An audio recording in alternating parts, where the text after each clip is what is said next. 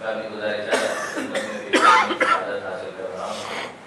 ارشاد پروردگار ہے کہ اینما تکونوا یدرککم الموت، کہ تم کہیں پر بھی چلے جاؤ موت بہرحال تمہیں آ جائے گی، چاہے اس سے بچنے کے لیے تم مضبوط قلعوں کی پناہ تلاش کرو، مگر موت کے مقابلے میں شیلٹر وہاں پر بھی نہیں ملنے والا. اب ظاہر ہے کہ بٹوین دا لائنز یہاں پر میسج یہی ہے کہ اب مناسب یہی ہے کہ تم خود اس کے لیے آمادگی فراہم کرو، اس کے لیے تم تیار ہو جاؤ کہ بہرحال تم چاہو نہ چاہو حقیقت ایسی ہے کہ جو تمہارے پاس آ جائے گی. اب برادر عزیز، قرآن مجید میں پروردگار عالم نے دونوں انداز بیان کیے ہیں. ہمیں یہ بھی نظر آتا ہے کہ پروردگار عالم ویسے وائس استعمال کرتا ہے، صیغہ مجہول استعمال کرتا ہے، اور ارشاد فرماتا ہے کہ سبحان الذی بیدہ ملکوت کل شیء وإلیہ ترجعون. سورہ مبارکہ یاسین. پروردگار عالم ارشاد فرماتا ہے کہ بے عیب وہ ذات، پاک و پاکیزہ ہے وہ ذات جس کے پاس کل اقتدار ہے، بیدہ ملکوت کل شیء وإلیہ ترجعون، اور اس کی طرف تمہیں پلٹایا جائے گا. یعنی آپ اس پلٹایا جائے گا کہ لفظ کے اندر مجبوری کا احساس کر سکتے ہیں کہ ایک شخص ہے جو وہ خود نہیں جانا چاہتا لیکن اس کو زبردستی پلٹایا جا رہا ہے. یعنی اگر وہ اپنی مرضی سے نہیں آ رہا تو اس کے پاس چوائس تو نہیں ہے، بہرحال اسے پلٹا دیا جائے گا. تو یہ وہ والا معاملہ ہے کہ جس کے اندر انسان دل سے آمادہ اور تیار نہیں ہے، وہ لبیک کہنے کے لیے آمادہ نہیں ہے. مگر بہرحال پروردگار عالم کا جو فیصلہ ہے اسے نافذ ہو کر رہنا ہے. تو الیہ ترجعون، تمہیں اس کی طرف پلٹا دیا جائے گا. الیہ ترجعون الامور، اسی کی طرف تمام امور کو پلٹا دیا جاتا ہے، اسی کی طرف تمام انسانوں کو پلٹا دیا جاتا ہے. لیکن ایک وہ منزل ہے کہ ایک انسان خود سے آمادہ ہو، خود سے تیار ہو، اور جب وہ خود سے آمادہ اور خود سے تیار ہو جائے تو پھر اس کو پلٹانے کی ضرورت نہیں پڑتی، بلکہ وہ خود سے ریڈی ہوتا ہے. وہ جملہ جو ہمیں کہنے کی تاکید کی گئی ہے کہ جب بھی کوئی مصیبت کا وقت آئے تو انسان یہ کہے، جملہ کیا ہے کہ انا للہ و انا الیہ راجعون. وہاں پر پلٹانے کا تذکرہ نہیں ہے، وہاں پر ذاتی آمادگی کا اعلان ہے. انا للہ و انا الیہ راجعون، اے پروردگار ہم تو ہیں ہی تیرے لیے اور تیری بارگاہ میں ہمیں پلٹ کر آنا ہے. یہ ایکٹیو وائس ہے، یعنی صیغہ معروف ہے، صیغہ معلوم ہے. یہاں پر ویسے وائس استعمال نہیں کیا گیا کہ ہم تو خود تیری بارگاہ میں پلٹ کر آنا چاہتے ہیں اور ہمیں تو انتظار ہے کہ کب وہ وقت آئے کہ ہم لبیک کہتے ہوئے تیری بارگاہ میں حاضری کا شرف حاصل کریں. جب یہ کیفیت ہوگی تو پھر ظاہر ہے کہ یہ کوئی مجبوری کا سودا نہیں ہوگا. اچھا، یہ بھی میرے نوجوان دوستوں کے لیے میں گزارش کر دوں کہ یہ جملہ سب سے پہلے جس شخصیت کی زبان پر آیا وہ کوئی اور نہیں، مولا کائنات امیر المومنین علی بن ابی طالب.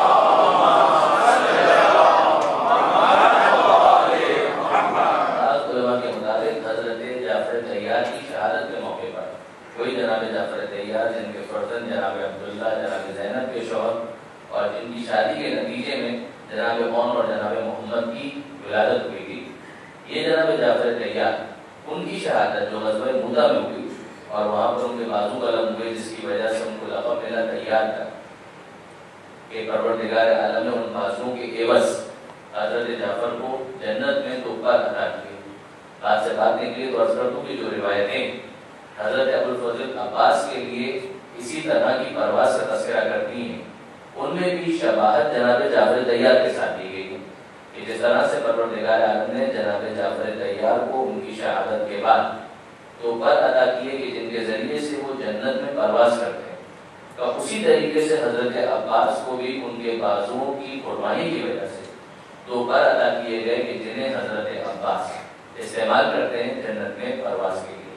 اب یہ ان استعاروں کی، ان تشریحات کی کیا حقیقت ہے یہ تو وہیں پر پتہ چلی تھی، لیکن بہرحال یہ الفاظ استعمال ہوئے.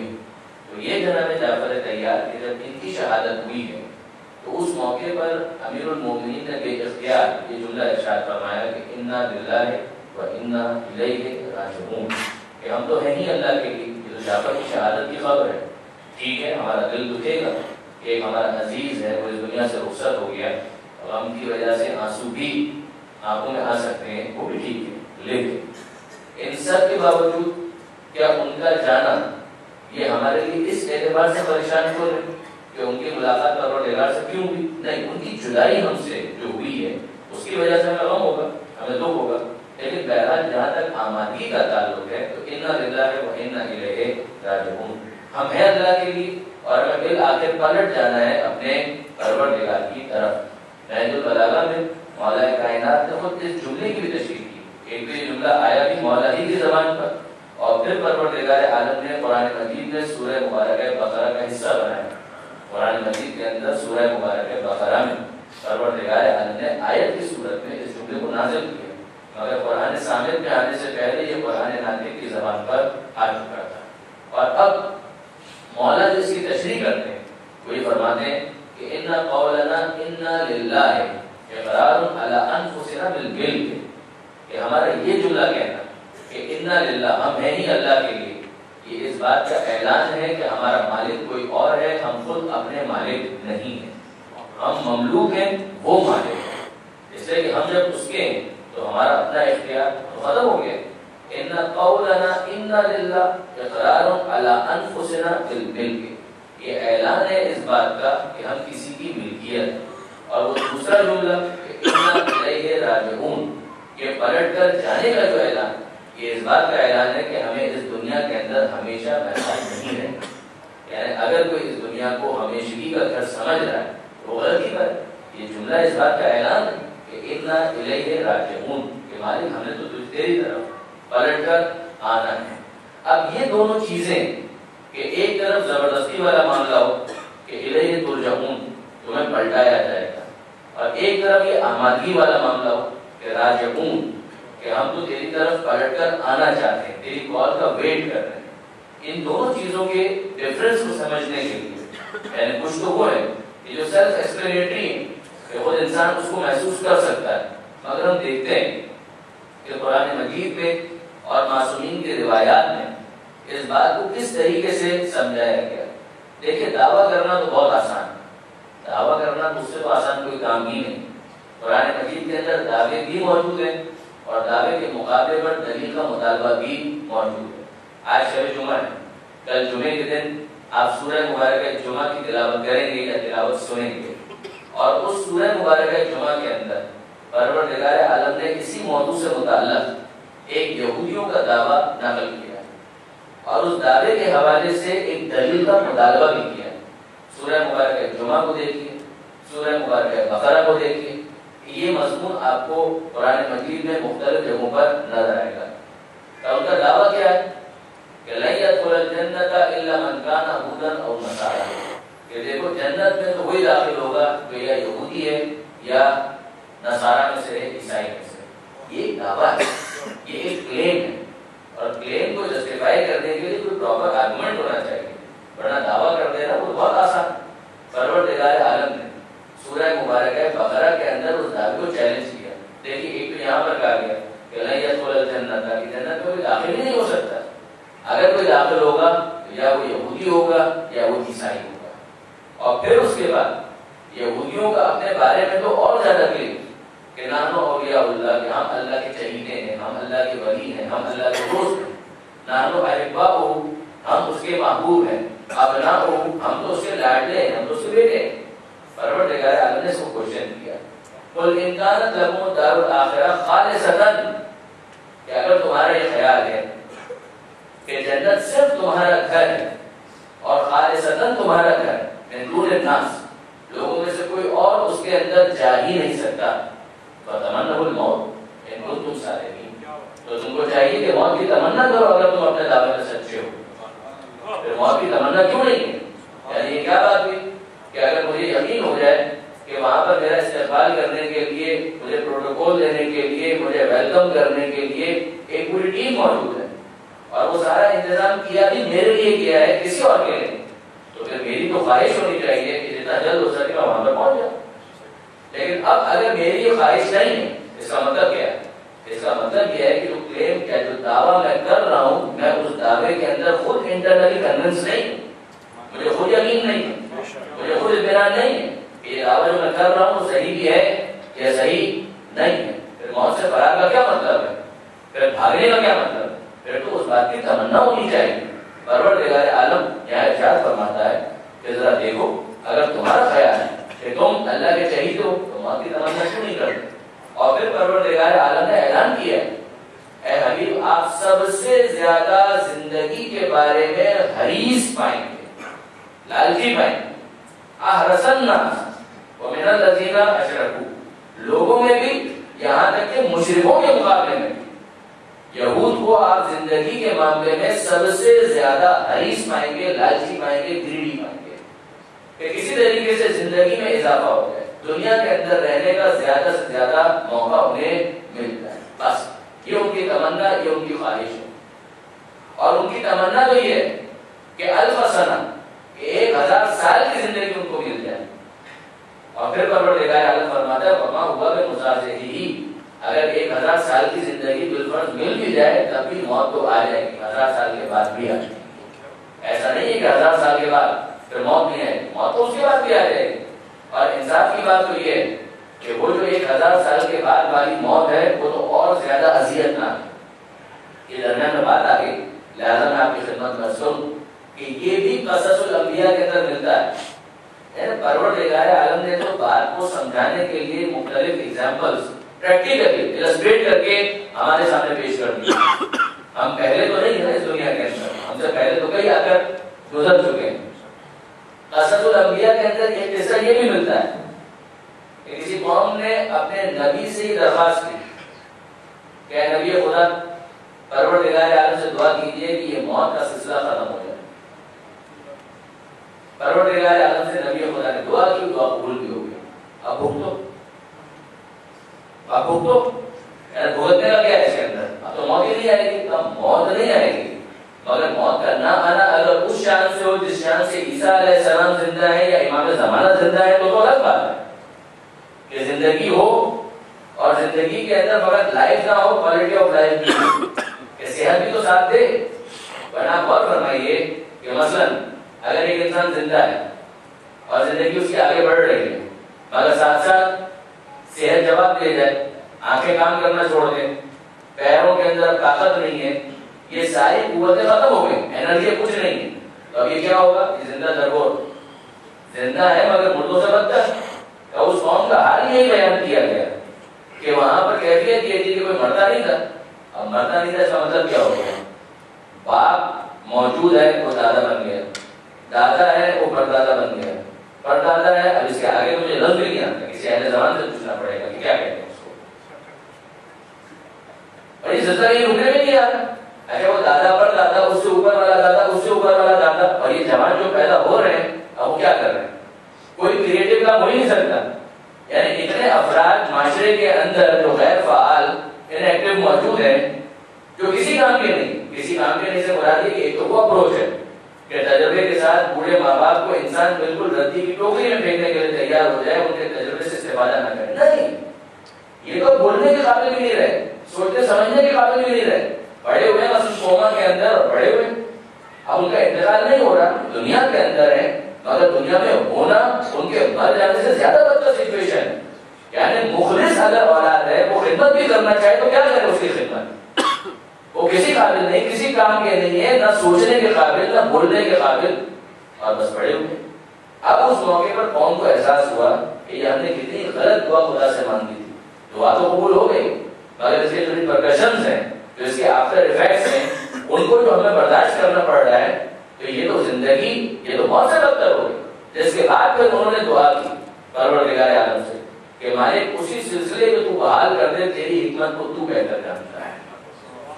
جس کے بعد وہ سلسلہ ایک مرتبہ پھر بحال ہوا اور موت کا سلسلہ جاری ہوا، تو انہوں نے سکھا سانس لیا کہ ہاں ٹھیک ہے، اب زندگی کچھ آگے بڑھ سکتی ہے، کہ بوڑھے ماں باپ کی ہم خدمت تو کریں مگر یہ سلسلہ کہیں پر تو منتہا ہونا چاہیے، ورنہ اس کا نتیجہ تو یہ نکلے گا کہ زندگی بالکل معطل ہو کر رہ جائے۔ اور فرمایا آپ نے، اب آپ دیکھیے کہ پروردگار عالم فرماتا ہے کہ اگر ان یہود کو اگر 1000 سال کی زندگی دے بھی دی جائے تو کیا وہ موت کو ٹال دیں گے؟ موت ختم ہو جائے گی؟ یا وہ عذاب جو آنے والا ہے وہ ختم ہو جائے گا؟ تو وہ تو بالکل آ کر رہے گا، یعنی زیادہ سے زیادہ یہ ہو سکتا ہے کہ اس مہلت میں اضافہ ہو گیا۔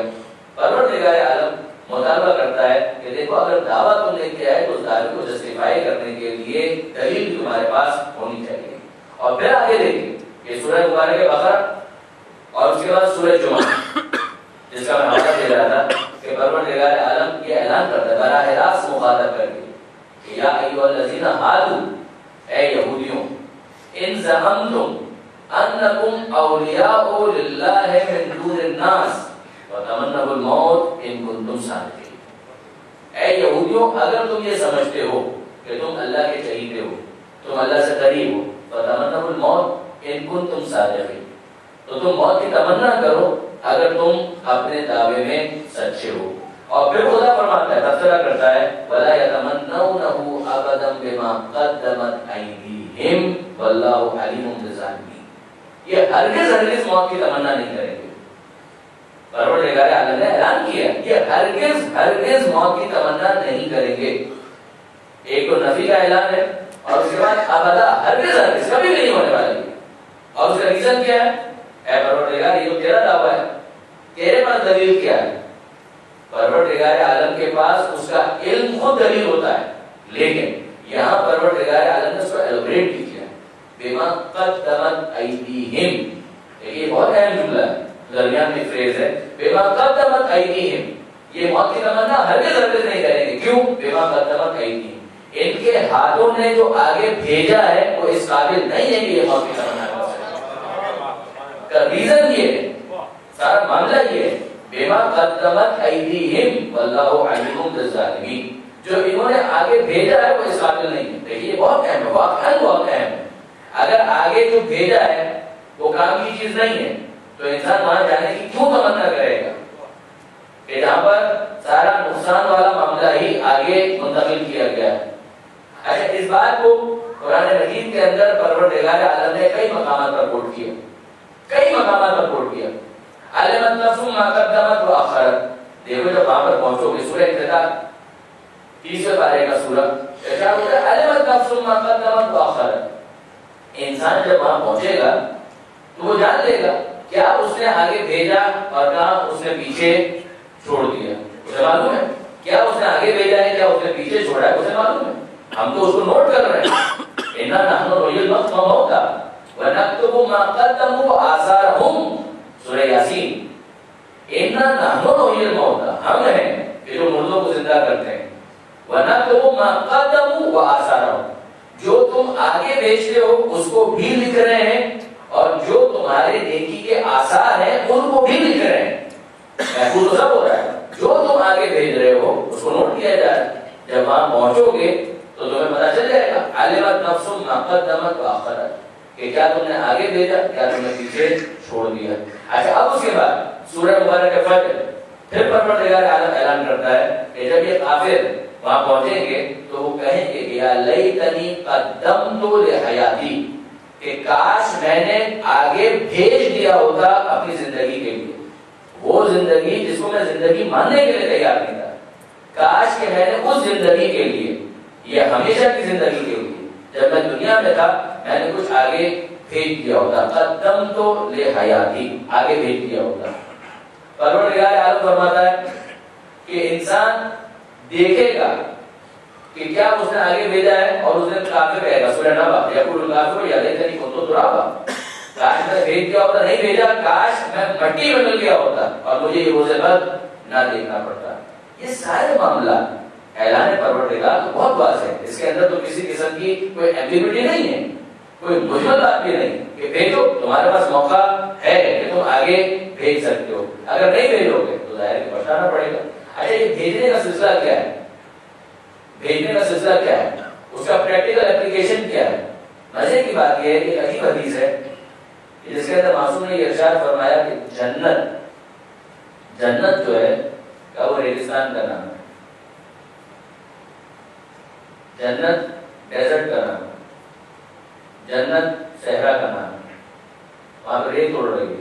چلے چھٹی ہوئی، ہم نے تو سمجھا تھا جنت کے اندر محل ہوں گے، جنت کے اندر باغات ہوں گے، جنت کے اندر نہریں ہوں گی، حور و قصور ہوں گے، یہ کیا ہے؟ جنت جو ہے وہ ریگستان کا نام ہے، پانی ختم ہو گئی، وہاں تو ریگستان ہے، ریت اڑ رہی ہے، کہیں کیا ہے؟ پھر وہ ساری چیزیں کہاں چلی گئی؟ اس کو سمجھنے کے لیے اب ذرا سنیے پیغمبر اکرم سب کی مرتبہ احمد مصطفیٰ محمد مصطفیٰ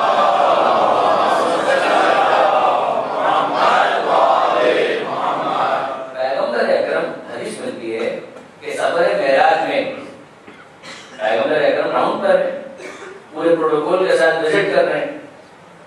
جنت کا جب وزٹ پیغمبر اکرم کر رہے تھے اس موقع پر پیغمبر اکرم نے ایک عجیب چیز آبزرو کی، مشاہدہ کیا، اور وہ کیا ہے؟ پیغمبر اکرم دیکھ رہے ہیں کہ جنت کے اندر فرشتے مزدوری کر رہے ہیں، کام کر رہے ہیں۔ کام کر رہے ہیں مطلب کیا؟ اینٹ اٹھا کر لا رہے ہیں، الفاظ میرے ہیں، مطلب حدیث کا اینٹ اٹھا کر لا رہے ہیں، محل بنا رہے ہیں۔ کچھ فرشتے ہیں وہ ٹیم بنا کر کوئی حوض تیار کر رہے ہیں، کچھ نہریں بنا رہے ہیں، کوئی ایک کام کر رہا ہے دوسرا کام کر رہا ہے، کوئی باغ سجا رہا ہے، کوئی ایک درخت لگا رہا ہے، کوئی دوسرا درخت لگا رہا ہے، کوئی پھول پودے اگا رہا ہے، یہ سب ہو رہا ہے وہاں پر۔ اور پھر پیغمبر اکرم یہ آبزرو کرتے ہیں کہ اچانک یہ فرشتے کام کرتے کرتے رک جاتے ہیں، کام چھوڑ دیتے ہیں، اور پھر کچھ وقت گزرتا ہے پھر وہ کام شروع کر دیتے ہیں، پھر کچھ وقت گزرتا ہے وہ کام روک دیتے ہیں۔ اچھا آپ غور کیجیے کہ مثلا اس دنیا کے اندر جو مزدور کام چھوڑ دیتے ہیں اس کی کیا ریزن ہوتی ہے؟ کہ مثلا ایک مزدور ہے، مزدوری کرتے کرتے تھک گیا، کچھ آرام کرے گا، اس کے بعد پھر واپس کام کرے گا، یہ ریزن فرشتوں میں ہو سکتا ہے؟ ان کو تھکن ہوتی ہے؟ ان کو تھکن تو نہیں لگتی ہے۔ تو یہاں پر کیا ریزن ہے؟ اچھا ٹھیک ہے، بریک ہو جاتا ہے لنچ کا، ٹھیک ہے، کھانا وانا کھا کر پانی وانی پی کر پھر واپس آ جائیں گے، تو فرشتوں کو تو بھوک نہیں لگتی ہے۔ تو یہ چکر کیا ہے یہاں پر؟ کبھی یہاں پر اس لیے بھی کام رک جاتا ہے کہ تنخواہوں میں اضافے کا مطالبہ ہوتا ہے کہ بھائی ہمارے رائٹس پورے نہیں ہو رہے ہیں، ہماری تنخواہ میں اضافہ کیا جائے، ہم ہڑتال پہ جائیں۔ اب جناب جبریل ساتھ میں پیغمبر اکرم کے فرشتوں کو دیکھ رہے ہیں کہ یہ سارے کے سارے ہڑتال پر گئے، کہ کام جو چھوڑ کر بیٹھ گئے تو پروردگار سے مطالبہ ہے کہ ہماری تنخواہوں میں اضافہ کرو، ایسا تو نہیں ہو سکتا۔ پھر چکر کیا ہے؟ پیغمبر اکرم سوال کرتے ہیں کہ جبریل یہ معاملہ کیا ہے؟ یہ فرشتے میں دیکھ رہا ہوں ہے کیا ڈیزرٹ، ریگستان، صحرا، اور یہاں پر یہ لوگ کام کر رہے ہیں اور چیزیں بنا رہے ہیں، جنت کے اندر تعمیرات ہو رہی ہیں، مگر یہ کام کرتے کرتے رک کیوں جاتے ہیں؟ حضرت جبریل نے جواب دیا کہ اے اللہ کے رسول، یہ کام اس صورت میں کرتے ہیں جب را مٹیریل ان کے پاس پہنچے۔ اگر را مٹیریل پہنچتا ہے تو یہ کام کرتے ہیں، اگر را مٹیریل نہیں پہنچے گا تو یہ کام نہیں کریں گے۔ یہ را مٹیریل کیوں نہیں پہنچتا؟ سپلائی لائن کہاں پر بریک ہو جاتی ہے؟ اے اللہ کے رسول، یہ آپ کی امت جو نیچے کر رہی ہے، اگر وہ کوئی نیکی کرے تو وہ نیکی را مٹیریل بن کر ان کے پاس پہنچتا ہے اور یہ جنت کے اندر کام کرنا شروع کر دیتے ہیں، لیکن سپلائی اگر آپ کی امت کی طرف سے رک جائے تو یہ کام کرنا بھی چھوڑ دیتے ہیں۔ اگر یہاں سے سپلائی نہ رکے تو ان کے کام میں کوئی تعطل نہیں آئے گا، یہ مزدوری کرنے کے لیے تیار ہیں، یہ اپنی مزدوری حلال کرنا چاہتے ہیں، مگر سارا مسئلہ یہ ہے کہ آپ کی امت نیچے سے را مٹیریل بھیجتی چلی جائے، کام یہاں پر ہوتا چلا جائے گا۔ جنت نام ہے صحرا کا، مگر جو انسان یہاں سے بھیج رہا ہے، بما قدمت ایدیہم، جو یہاں سے بھیج رہا ہے، یہاں سے مال جائے گا وہاں پر تعمیر شروع ہو جائے گی، مال نہیں جائے گا تو تعمیر بھی رک جائے گی۔ اب اس کے بعد سمجھنا بہت آسان ہے کہ اگر ایک شخص ایک نماز پڑھتا ہے، وہ نماز نہیں پڑھ رہا، وہ اپنے محل کی ایک اینٹ یہاں سے روانہ کر رہا ہے۔ اگر کوئی روزہ رکھ رہا ہے، وہ روزہ نہیں رکھ رہا ہے، وہ وہاں کے باغ کے لیے ایک پودا روانہ کر رہا ہے۔ اگر کوئی زکات الخمس نکالتا ہے، یہ زکات الخمس نہیں ہے، یہ کسی غریب کی مدد نہیں ہے، یہ کسی بیوہ کی مدد نہیں ہے، یہ اس نے خود اپنی مدد کی ہے کہ وہاں پر جو کچھ فیسلٹیز چاہیے ان فیسلٹیز کے لیے سرمایہ یہاں سے بھجوا رہا ہے تاکہ وہاں پر اسے آرام اور سکون ملتا چلا جائے۔ یہ تعبیر بھی خود امام کی ہے، امام حسن مصطفیٰ علیہ السلام۔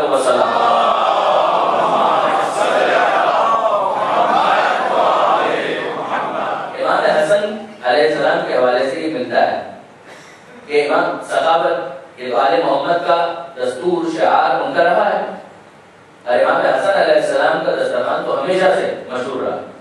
تو امام حسن علیہ السلام سے کسی نے کہا کہ مولا آپ اتنا دے دیتے ہیں، اتنا دے دیتے ہیں، اتنا دیتے ہیں، خدا کی راہ میں اتنا دے دیتے ہیں۔ امام نے کیا جواب دیا؟ دیکھیں، ایک تو اظہار بے نیازی کہ بندوں کی کیا بات کریں، پروردگار کی بات کریں۔ سنیے جملہ کیا ہے امام کا، ہم کیا کر رہے ہیں؟ وہ وہاں سے دے رہا ہے، ہم یہاں سے بانٹ رہے ہیں۔ جب وہ وہاں سے دینا نہیں بند کرتا تو ہم یہاں سے بانٹنا کیوں بند کر رہے ہیں؟ جب وہ دے رہا ہے، سپلائی لائن وہاں سے، اصل توفیق تو وہاں سے ہے۔ جب اصل توفیق وہاں سے ہے، اصل عطا وہاں سے مال آ رہا ہے، یہاں سے ہم بانٹ رہے ہیں۔ اور جب وہ نہیں روک رہا تو ہم کیوں روک دیں؟ اگر وہ روک دے تو ہم بھی روک دیں گے، مگر جب وہ نہیں روک رہا تو ہمارا روکنا اس کے اوپر بے اعتمادی کا اعلان ہوگا، جو ہمیں نہیں کرنا چاہیے۔ اور پھر اگلا جملہ کیا ہے کہ یہ کتنا اچھا ہے، کون؟ تو سپلائی وہاں سے آئی، اب اس کے بعد یہاں سے جو سپلائی آگے جانی ہے. امام فرماتے ہیں کتنا اچھا آدمی ہے، فقیر ہے، مستحق ہے، پروفیشنل بیگر کی بات نہیں ہو رہی، مستحق، فقیر، مفلس، لیکن یہ کتنا اچھا ہے. مولا اس کا اچھا کیا کہ یہ میرا یہاں کا مال وہاں لے جاتا ہے، کوئی کمیشن بھی نہیں مانگتا ہے. یہ میرا یہاں کا سرمایہ وہاں لے جاتا ہے اور مجھے کسی قسم کا معاوضہ، آج کی اصطلاح میں کمیشن ہی کا لفظ استعمال کیا جائے گا، کہ یہ کوئی کمیشن بھی نہیں مانگتا ہے، کہ یہ بھی نہیں کہتا ہے کہ میں اتنا دوں گا. میرا یہاں کا مال وہاں پہنچ جاتا ہے، مجھے وہیں پہنچانا ہے، اور یہ کوئی کمیشن بھی نہیں مانگتا. اب آپ مجھے بتائیے کہ واقعاً جس نے اس طرح سے بما قدمت ایدیہم کیا ہو وہ موت کی تمنا کرے گا، لیکن اگر کسی نے ظلم کا سامان وہاں پر بھجوایا ہے تو کیا وہ موت کی تمنا کرے گا؟ ممکن نہیں ہے. نمازیں پڑھی ہیں، عزاداری کی ہے، روزہ رکھا ہے، خدا کو خوش کیا ہے، خلق خدا کو خوش کیا ہے، نیکی کے کاموں کو انجام دیا ہے. جب یہ سارے کام کیے ہیں تو وہاں پر وہ ساری نعمتیں تیار ہیں، آمادہ ہیں. پھر وہاں پر صحرا نہیں ہے، پھر وہاں پر ریت نہیں اڑ رہی، پھر تو وہاں پر اس کے لیے سارے کمفرٹس موجود ہیں. ایک بہترین آرام دہ زندگی وہاں پر موجود ہے، منتظر ہے. پھر یہ جانے کی تمنا کرے گا. لیکن اگر الٹا معاملہ ہے، اگر الٹا معاملہ ہے، یعنی پیغمبر نے سمجھانے کے لیے کہا کہ دیکھو جب تم یہ کرتے ہو تو وہاں یہ ہو جاتا ہے، جب تم یہ کرتے ہو تو وہاں یہ ہو جاتا ہے.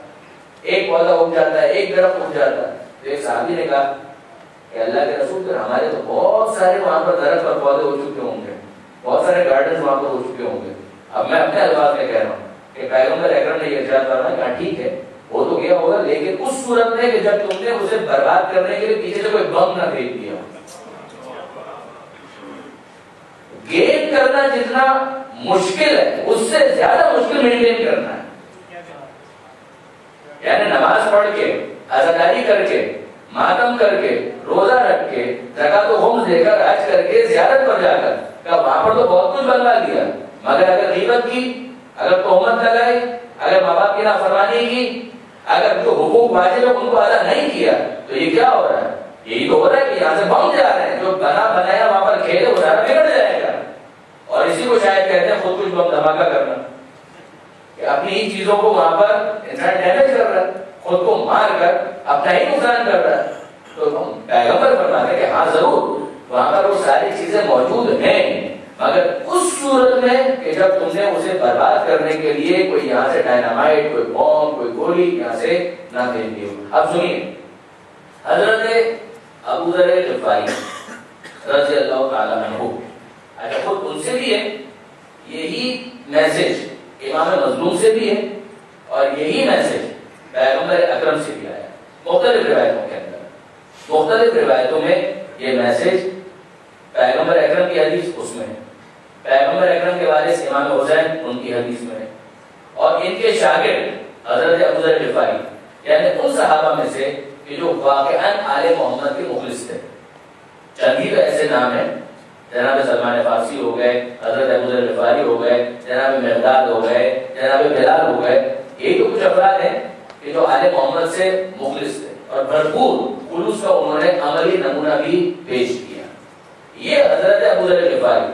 اچھا اس حدیث کو جو جناب ابو ذر کے حوالے سے بہار الانوار میں بھی ہے، اور اسی کو امام خمینی نے چہل حدیث کے اندر ایک پورا چیپٹر اس حدیث کی تشریح کے لیے مخصوص کیا. اور واقعی بہترین حدیث پیغام کے ساتھ کہ حضرت ابو ذر غفاری سے کسی نے سوال کیا، یا ابا ذر ما لنا نکرہ الموت، اے ابو ذر مسئلہ کیا ہے، معاملہ کیا ہے، ہم موت کو ناپسند کیوں کرتے ہیں، ہمیں موت اتنی ناپسند کیوں ہے؟ حضرت ابو ذر غفاری فرماتے ہیں کہ مسئلہ یہ ہے کہ امرتم الدنیا وخررتم الآخرہ فتکرہون ان تنتقلوا من عمران الی خراب. میں اس کی تشریح ایسا ترجمہ آپ کی خدمت میں پیش کرتا ہوں سمجھنے کے لیے. پیغمبر اکرم کا جملہ سنیے.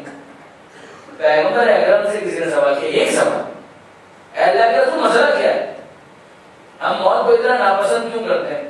پیغمبر اکرم نے سوال کیا، اللہ کا معلوم، تیرے پاس مال ہے، تیرے پاس پیسہ ہے، دولت ہے، مال ہے؟ کہا کہ ہاں پیسہ تو ہے.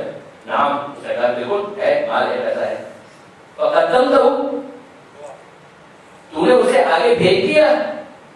کہا کہ لا، نہیں، وہ آگے تو نہیں بھیجا. کہا کہ جب وہ مال یہاں پر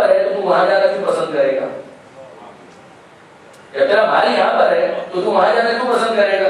اس لیے کہ انسان وہیں پر رہنا پسند کرتا ہے کہ جہاں پر اس کا مال یا اس کی متاع موجود ہو.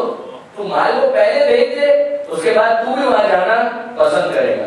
حضرت ابو ذر یہی جملہ کہتے ہیں. وہ کہتے ہیں مسئلہ یہ ہے کہ امرتم الدنیا وخربتم الاخرہ وتکرهون ان تنتقلوا من عمران الى خراب.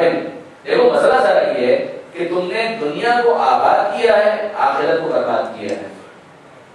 آخرت برباد ہے, دنیا آباد ہے, تو کون ہے کہ جو ویرانے کی طرف جانا پسند کرتا ہے؟ آبادی سے ویرانے کی طرف جانا کوئی پسند نہیں کرتا ہے. آپ اس وقت ابو ذر یہاں پر مسجد میں موجود ہیں. اگر آپ سے یہ کہا جائے کہ شہر چھوڑ کر جائیے ریگستان میں جہاں پر صحرا اڑ ہے, دھول اڑ رہی ہے, مٹی اڑ رہی ہے, ریت اڑ رہی ہے, وہاں پر جا کر رہیے خیمے کے اندر, آپ اس کون پسند کرے گا؟ کون اگر پسند کرے گا؟ کوئی پسند نہیں کرے گا.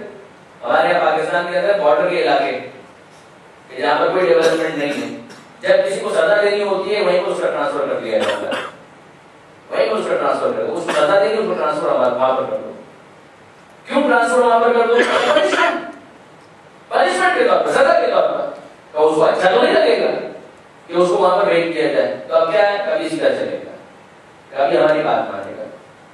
یعنی کبھی کبھی یہ ہوتا ہے کہ چونکہ یہ برائی میں ساتھ نہیں دے رہا ہے لہٰذا اس کو پنشمنٹ دے دی جائے کہ وہاں پر بھیج دیا جائے. یہ بھی ہوتا ہے, ایک دنیا کا معاملہ ہے. مگر آخرت میں انسان خود اپنا فیصلہ کرے کہ اس نے یہاں سے وہاں پر بھیجا ہے. جو پروردگار کہتا ہے بما قدمت ایدیہم, اصل مسئلہ یہ ہے جو تم موت کو ناپسند کرتے ہو اس کا ریزن یہ ہے بما قدمت ایدیہم, جو تمہارے کرتوت ہے وہ ایسے نہیں ہے. یہود کے حوالے سے پروردگار عالم یہی فرماتا ہے کہ چونکہ ان کے کرتوت ایسے نہیں ہے لہذا وہ وہاں پر جانا پسند بھی نہیں کرتے. حضرت ابو ذر سے اگلا سوال کیا, یہ تو انہوں نے سمجھا دیا. اب اگلا سوال, اے ابو ذر یہ بتائیے کہ ہمارا خدا کے پاس جانا کیسا ہوگا؟ جانا تو ہے, ہمارا خدا کے پاس جانا کیسا ہوگا؟ حضرت ابو ذر فرماتے ہیں کہ جو مومن ہے, جو نیکوکار ہے, اس کا خدا کے پاس جانا ویسا ہی ہوگا جیسے رشتہ دار کا سفر سے پلٹ کر اپنے گھر والوں کی طرف آنا. جس طرح سے ایک انسان پلٹ کر اپنے گھر والوں سے ملتا ہے, سفر سے واپس آتا ہے, تو وہ کتنا خوش ہوتا ہے. تو اسی طریقے سے جو نیکوکار ہے وہ خدا سے ملاقات اسی انداز سے کرے گا کہ جیسے کوئی بچھڑا ہوا سفر پر گیا ہوا واپس اپنے گھر والوں سے ملنے کے لیے آ گیا. اور جو برا ہے, جو فاسق و فاجر ہے, اس کا معاملہ کیسا ہوگا؟ اس کا معاملہ ویسا ہی ہوگا کہ جیسے بھاگا ہوا مجرم اپنے آقا کے پاس پلٹایا جاتا ہے. جو اس کا معاملہ ہوتا ہے, ڈر رہا ہے, تڑپ رہا ہے, کانپ رہا ہے, ہاتھوں میں لڑتا ہے, پیروں میں راشا ہے, کبھی والی کیفیت ہوگی. یہ والا معاملہ اس کا ہوگا, وہ والا معاملہ اس کا ہوگا. بس اتنا سمجھ لو. قل ان الموت الذی, کوئی سورہ جمعہ آگے بڑھتا ہے کہ ان الموت الذی تفرون منہ فانہ ملاقیکم. اے ابھی بھی سے کہہ دیجیے یہ یہود بھاگتے ہیں موت سے, یہی کہا پروردگار موت کی تمنا کرو لیکن تم موت سے فرار اختیار کرتے ہو. ولا یتمنونہ ابدا بما قدمت ایدیہم, حرکتیں جو انہوں نے کی ہے وہ ایسی نہیں ہے کہ یہ موت کی تمنا کرے جو آگے ان کے ہاتھوں نے بھیجا ہے. مگر اے حبیب قل ان الموت الذی تفرون منہ فانہ ملاقیکم, اے حبیب سے کہہ دیجیے وہ موت جس سے تم فرار اختیار کر رہے ہو فانہ ملاقیکم, تم بھاگو وہ بہرحال تمہارے پاس آ جائے گی, وہ تم سے ملاقات کرے گی. ثم تردون الی عالم الغیب والشہادہ, اس کے بعد تمہیں پلٹایا جائے گا. وہی تم کو تو نہیں پلٹنا چاہتے, تردون ایسے ہوئے تم کو پلٹایا جائے گا اس خدا کی بارگاہ میں الی عالم الغیب والشہادہ جس کے پاس غیب کا علم بھی ہے, شہود کا علم بھی ہے. فینبئکم بما کنتم تعملون, اور پھر وہ تمہیں بتائے گا کہ تم اس دنیا کے اندر کیا کرتے رہے, اس سے کچھ چھپا ہوا نہیں ہے. میں آیت پڑھ چکا کہ علیم بذات الصدور, جو تمہارے دلوں میں خیال آتے ہیں وہ تو ان سے بھی واقف ہے. تو کیا تمہارے اعمال پر اسے اطلاع نہیں ہوگی؟ کیا تمہارے اعمال کے بارے میں اسے پتہ نہیں ہوگا؟ اچھا یہ بھی, یہ جو پروردگار عالم کے لیے کہا گیا کہ عالم الغیب والشہادہ, تردون الی عالم الغیب والشہادہ, تفسیر کے اندر اس بات کی وضاحت کی گئی کہ پروردگار عالم, یہ جو کہا گیا الغیب والشہادہ, غیب و شہود دونوں, غیب جو حاضر ہے. کیا پروردگار عالم کے لیے بھی کوئی غیب ہے؟ کیا خدا کے لیے بھی کوئی غیب ہے؟ یعنی ایک چیز دیکھیے، میری نظروں کی رینج جہاں تک ہے وہاں تک میں دیکھ سکتا ہوں، میرے کانوں کی رینج جہاں تک ہے وہاں تک میں سن سکتا ہوں، محسوس کرنے کی میری رینج میرے ہاتھوں کی میں جب تک چھوؤں گا نہیں تب تک میں محسوس نہیں کر سکتا. تو بڑی لمیٹڈ حصیات ہے میرے پاس، آپ کے پاس، ہم سب کے پاس. مثلا آپ نے ٹیلیسکوپ استعمال کر لیا، ٹھیک ہے، جہاں تک ٹیلیسکوپ کی رینج ہے وہاں تک آپ ٹیلیسکوپ سے دیکھ سکتے ہیں. آپ کے پاس مائکروسکوپ ہے، مائکروسکوپ کی بھی لمٹ ہے. اس دنیا میں لمٹ کے بغیر تو کچھ نہیں ہے، لیکن جہاں آپ کی لمٹ ختم ہو وہیں سے آپ کا غیب شروع ہو گیا. جہاں آپ کی میری لمٹ ختم ہو جائے وہیں سے غیب شروع ہو گیا. اب دیکھیے مثلا ڈکشنری اور لغت کے اعتبار سے میں آگے دیکھ سکتا ہوں، پیچھے نہیں دیکھ سکتا. تو جب تک میں آگے دیکھ رہا ہوں پیچھے جو کچھ بھی ہو میرے لیے غیب ہے. میں اس دروازے کے پیچھے نہیں دیکھ سکتا، میں اس دیوار کے پیچھے نہیں دیکھ سکتا. تو دیوار کے پیچھے جو کچھ بھی ہے لغت کے اعتبار سے تو وہ بھی میرے لیے غیب ہو جائے گا. چلیے یہ غیب میرے لیے ہو کسی اور کے لیے نہ ہو، بات صحیح ہے. جو وہاں پر موجود ہے اس کے لیے وہ غیب نہیں ہوگا. میں بھی وہاں پہنچ جاؤں تو وہ غیب میرے لیے حضور سے بدل جائے گا، وہ شہود سے بدل جائے گا. لیکن جہاں پر سب کی رینج ختم ہو جائے، سب کی لمٹس آ جائے، وہاں پر تو وہ معاملہ سب کے لیے غیب ہو جائے گا. کیا پروردگار عالم کی لمٹ بھی ختم ہوتی ہے؟ پروردگار عالم کی لمٹ تو کہیں ختم نہیں ہوتی، وہ تو کہیں نہیں. جب وہ خود کہہ رہا ہے کہ دلوں میں جو تمہارے خیال پیدا ہوتا ہے وہ تو اسے بھی جانتا ہے، تو پھر اس کا کیا مطلب ہے کہ ثم تردون الی عالم الغیب والشہادہ، کہ تمہیں پلٹا دیا جائے گا اس کی بارگاہ میں جو غیب کا بھی علم رکھتا ہے، شہود کا بھی علم رکھتا ہے. یہی تو وہ سمجھانا چاہتا ہے کہ اس کے پاس ہر قسم کا علم موجود ہے. کوئی غیب تمہارے لیے غیب ہو سکتا ہے، کوئی شہود تمہارے لیے شہود ہو سکتا ہے. جہاں تک خدا کا تعلق ہے کوئی غیب نہیں ہوتا، کوئی شہود نہیں ہوتا. ہر چیز اس کے لیے شہود اور حضور کی منزل پر ہوتی ہے. پروردگار عالم کا علم ذاتی ہے، وہ کسی ذریعے سے علم حاصل نہیں کرتا ہے. ہم تو کسی ذریعے سے علم حاصل کرتے ہیں. ہم آنکھ نہ ہو تو نہیں دیکھ سکتے، وہ آنکھ کے بغیر دیکھتا ہے، وہ تو خود آنکھ کبھی پیدا کرنے والا ہے. ہم کان نہ ہو تو نہیں سن سکتے، مگر وہ مدرک ہے. اور کیسا مدرک ہے؟ کان نہیں ہے مگر سنتا ہے. اور کیسا سنتا ہے؟ کیسا سنتا ہے؟ دعائے جوشن کبیر کے اندر یہ دیکھیں واقعاً معصومین سے تمسک، جو میں نے پہلے بھی کہا تھا کہ ہمیں فخر ہونا چاہیے. ہم نے جن کو امام مانا ہے ان کا علم کس درجے پر ہے. ظاہر کے پروردگار کے جو براہ راست شاگرد ہوں ان کا علم اسی انداز کا ہونا چاہیے. دعائے جوشن کبیر میں معصوم ہی نے اس بات کو سمجھایا، یا من لا یشغلہ سمع عن سمع، اے وہ خدا کہ جس کو ایک کی پکار کا سننا دوسرے کی پکار سے غافل نہیں کرتا ہے. یعنی ہم کتنے محدود ہیں. یعنی انسان اپنے عاجز ہونے کو محسوس کرے اور پھر پروردگار عالم کی قدرت کو سمجھے کہ ہم کتنے عاجز ہیں اور وہ اللہ کل شیء قدیر ہے. اگر دو آوازیں مکس ہو جائیں تو ہم ان کو نہیں سن سکتے. معصوم فرماتے ہیں خدا کو اس طرح سے پکارو، یا من لا یشغلہ سمع عن سمع، اے وہ خدا کہ جس کو ایک کی پکار کا سننا دوسرے کی پکار سے غافل نہیں کرتا. وہ ایٹ اے ٹائم سب کی سنتا ہے، سب کو جواب دیتا ہے. یعنی انسان اپنی محدودیت کو دیکھ کر خدا کو محدود نہ سمجھے. نہ اس کے سننے کی طاقت میں کوئی لمٹ ہے، نہ اس کے دیکھنے کی طاقت میں کوئی لمٹ ہے. جب وہ آنکھ کے بغیر دیکھتا ہے، جب وہ کان کے بغیر سنتا ہے، وہ تو خالق ہے آنکھ کا. وہ زبان کے بغیر بولتا ہے، وہ تو خالق ہے زبان کا. یہ ساری چیزیں انسانوں کی ہیں، یہ محدودیتیں، یہ لمٹس، یہ ساری انسانوں کی ہیں. پروردگار عالم وہ لامحدود ہے، وہ لامحدود ہے. جب وہ لامحدود ہے تو یہ سارے معاملات اس کے ساتھ نہیں. جب وہ کہتا ہے کہ ثم تردون الی عالم الغیب والشہادہ، کہ تمہیں پلٹا دیا جائے گا اس کی بارگاہ میں جو غیب کا عالم ہے، شہود کا عالم ہے. یعنی وہ غیب جو تمہارے لیے غیب ہے اس کا بھی عالم ہے، وہ شہود جو تمہارے لیے شہود ہے اس کا بھی عالم ہے. تمہارے لیے کوئی غیب ہو سکتا ہے، اس خدا کے لیے کوئی غیب نہیں ہوتا ہے. اس کے لیے ہر چیز پر منزل شہود و منزل حضور ہے، اس کا علم ذاتی ہے. درود بھیجیے گا محمد و آلہ محمد.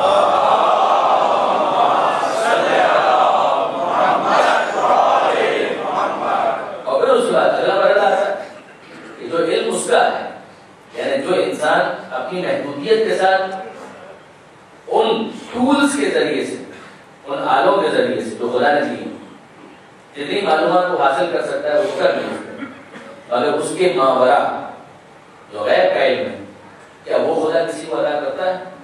سورہ مبارکہ جن ڈریے گا نہیں، 72واں سورہ، اور ارشاد پروردگار ہوتا ہے کہ عالم الغیب ولا یظہر علی غیبہ احدا الا من ارتضی من رسول، غیب کا علم تو اس کے پاس ہے، کوئی شک نہیں، غیب کا علم اس کے پاس ہے، ولا یظہر علی غیبہ احدا، اور وہ اپنے اس غیب کے علم کو ظاہر نہیں کرتا کسی پر الا مگر من ارتضی من رسول، اپنے جس نمائندے کو منتخب کر لیتا ہے اسے اپنے علم کے لیے مخصوص کر لیتا ہے، پھر وہ اس کی عطا ہے، پروردگار عالم کی طرف سے عطا ہے، اور جتنا وہ دے اسے علم اتنا علم اس کے نمائندے کے پاس آ جاتا ہے۔ اور یہ علم کہاں کہاں تک آیا، کہاں کہاں تک آیا؟ دیکھیے اگر موقع ملا اور مجلس کا اتنا تحمل ہوا تو میرا ارادہ ہے کہ کسی مجلس کے اندر انشاءاللہ حضرت بی بی زینب سلام اللہ علیہا کا وہ خطبہ میں آپ کے سامنے پیش کروں گا،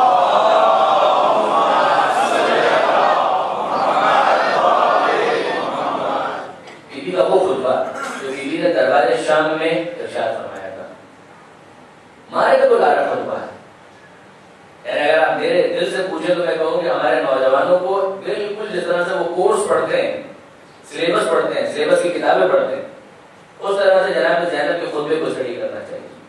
جناب سیدہ کا خطبہ خطبہ فطر، جناب زینب کا خطبہ خطبہ دربار شام، اور سید سجاد کا خطبہ مسجد دمشق کا خطبہ، یہ خطبے وہ ہیں کہ واقعاً اس کے اندر آل محمد کا پورا منشور آپ کو ملے گا کہ آل محمد کا منشور کیا ہے، آل محمد کا مینیفیسٹو کیا ہے، اور مجھے ڈر یہی لگتا ہے کہ نہ معلوم مجلس کے اندر اتنا تحمل ہے کہ میں وہ خطبہ آپ کے سامنے پیش کروں اور مجلس کے اندر آپ اسے برداشت کر سکیں، لیکن واقعاً حق یہ اس خطبے کو اسٹڈی کرنا چاہیے، اور اس خطبے کے اندر جناب زینب نے مستقبل کے بہت سے واقعات بیان کیے،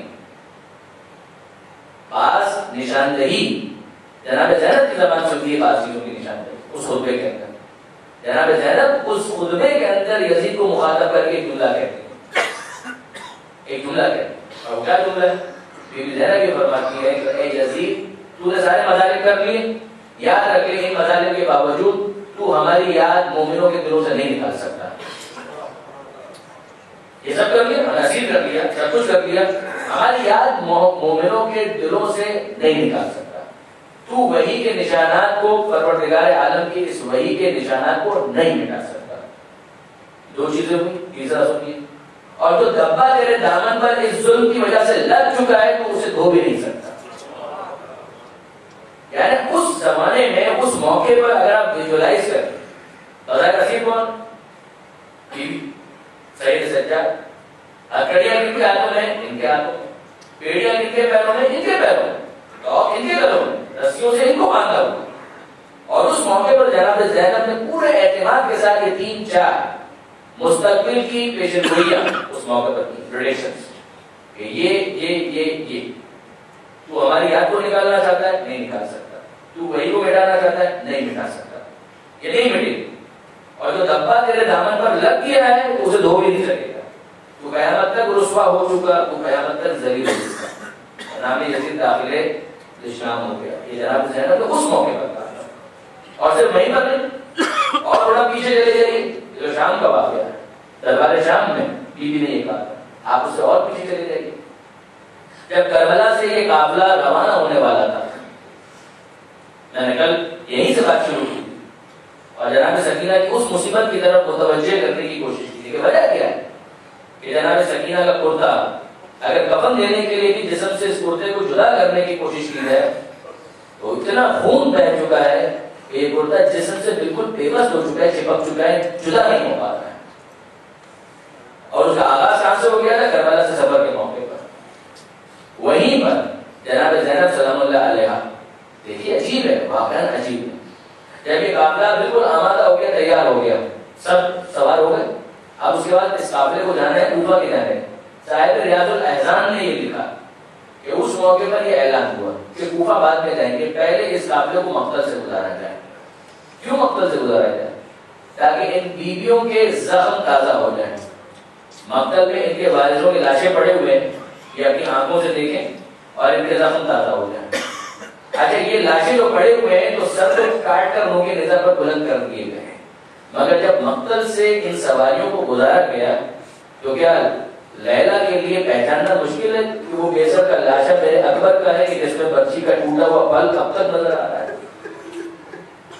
سر موجود نہیں ہے مگر کیا ام فروہ کے لیے پہچاننا مشکل ہے کہ یہ جو پامال جسم ہے یہی میرے بیٹے قاسم کا لاشا ہے کہ جس کو زندگی میں پامال کر دیا گیا. اور کیا جناب رباب کے لیے پہچاننا مشکل ہے کہ وہ چھوٹا سا جو لاشا ہے وہ میرے ابی اصغر کا لاشا ہے. علماء مقتل نے لکھا کہ اس موقع پر جب یہ بیویاں ناکوں پر سوار مقتل سے گزر رہی تھی تو ہر بیوی اپنے وارث کو دیکھ رہی تھی. ہر بیوی کی نظر اپنے وارث کے لاشے پر تھی. یعنی رباب اصغر کے لاشے کو دیکھ رہی ہیں، فروہ قاسم کے لاشے کو دیکھ رہی ہیں، لیلا اکبر کے لاشے کو دیکھ رہی ہیں، سید سجاد امام حسین کے لاشے کو دیکھ رہے ہیں. مگر جناب زینب کس کو دیکھ رہی ہیں؟ جناب زینب نہ اونو محمد کے لاشے کو دیکھ رہی ہیں نہ امام حسین کے لاشے کو دیکھ رہی ہیں. جناب زینب کی نظریں ہیں سید سجاد پر کہ یہ بیٹے کی یہ حالت ہے، یہ میرے بھتیجے کی یہ کیفیت ہے کہ ایسا نہ ہو کہ اس کی روح پرواز کر جائے. میں محافظ امام ہوں، میں کس طرح سے سید سجاد کی حفاظت کروں. اس موقع پر بیوی زینب کو اور کچھ سمجھ میں نہ آیا مگر کسی طریقے سے سید سجاد کی اٹینشن ڈائیورٹ کرنے کے لیے کہ اپنے بابا کا حال دیکھ رہے ہیں کہ اس طرح سے لاشا جلدی ریتی پر پڑا ہوا ہے اور وہ کچھ نہیں کر سکتے، دفن نہیں کر سکتے. جناب زینب نے اٹینشن ڈائیورٹ کرنے کے لیے، توجہات ہٹانے کے لیے ایک کام کیا اور وہ کام کیا کیا؟ اپنے آپ کو ناکے سے گرا دیا تاکہ سید سجاد کی نظریں جناب زینب کی طرف ہو جائیں. نہیں عزیزوں، آپ نے بہت آسانی کے ساتھ سن لیا کہ جناب زینب نے اپنے آپ کو ناکے سے گرا دیا. یہ اتنا آسان نہیں تھا، یہ اتنا آسان نہیں تھا. جناب زینب ناکے پر سوار تھی مگر ہاتھ پسے گردن بندھے ہوئے تھے. ہاتھ پسے گردن بندھے ہوئے تھے. آپ کو کچھ یاد آیا؟ ایک مصیبت حضرت ابوالفضل عباس کی ایسی ہے کہ جس میں کوئی شریک نہیں ہوا. اور وہ کون سی مصیبت ہے کہ جب بھی کوئی گھوڑے سے زمین کے اوپر آتا تھا تو ہاتھوں کا سہارا لے کر زمین پر آتا تھا. مگر حضرت عباس کے باب میں یہی لکھا ہوا ہے نا کہ یہ عجیب مصیبت ہے حضرت ابوالفضل عباس کی. جب گھوڑے سے زمین پر آ رہے تھے تو ہاتھ موجود نہیں تھے، بازو تو قلم ہو چکے ہیں، منہ کے بل زمین کربلا پر ابوالفضل عباس آئے ہیں. بس اس مصیبت میں اگر کسی نے عباس کا ساتھ دیا ہے تو وہ جناب زینب کبریٰ ہے. بازو سلامت ہے مگر بازو پسے گردن بندھے ہوئے ہیں. اب جب زمین کربلا پر آتی ہے تو منہ کے بل آتی ہے. اور سید سجاد کو مخاطب کیا، اے بیٹا یہ میں کیا ماجرا دیکھ رہی ہوں کہ تمہاری روح پرواز کرنے والی ہے. کہتے ہیں کہ اماں آپ خود انصاف سے بتائیے کہ جس کا باپ اس طرح سے اس کا لاشا پڑا ہوا ہو اور جوان بیٹا جا رہا ہو اور وہ اپنے باپ کے لاشے کو دفن نہ کر سکے تو وہ کیا کرے؟ اے بیٹا تمہیں پریشان ہونے کی ضرورت نہیں. جناب زینب کی پیشن کوئی ہے، اے بیٹا سید سجاد پریشان مت ہو. آج تمہیں اس طرح سے صحرا میں لاشے حسین نظر آ رہا ہے مگر یہ معاملہ اسی طرح سے نہیں رہے گا. یہاں پر ان لاشوں کو دفن بھی کیا جائے گا اور وہ وقت آئے گا کہ یہاں روضے تعمیر ہوں گے اور زائرین آئیں گے اور ان کی زبانوں پر یہ سلام ہوگا کہ السلام علیکہ یا ابا عبداللہ، السلام علیکہ یا ابن رسول اللہ. الا ولعنۃ اللہ علی القوم الظالمین وسيعلم الذين ظلموا أي منقلب ينقلبون. بارے الہ اس قلیل توسل کو اپنی بارگاہ میں قبول فرما. مالک ہمارے آنسوں کو رومال جناب سیدہ میں جگہ عطا فرما. اے پروردگار ہم سب کو امام مظلوم کی زیارت کا شرف عطا فرما. جو اربعین کی زیارت کے لیے کربلا کی طرف روانہ ہو رہے ہیں مالک انہیں خیر و عافیت کے ساتھ پلٹ کر اپنے وطن آنے کی توفیق عطا فرما. اے مالک تو جو واسطہ محمد و آل محمد کا، بیماروں کو شفا عطا فرما، بے روزگاروں کو رزق حلال عطا فرما، جو بے اولاد ہے اولاد صالح عطا فرما، جو صاحبان اولاد ہے اولاد کی صحیح تربیت کی توفیق عطا فرما. مالک شب جمعہ کی عظمتوں کا واسطہ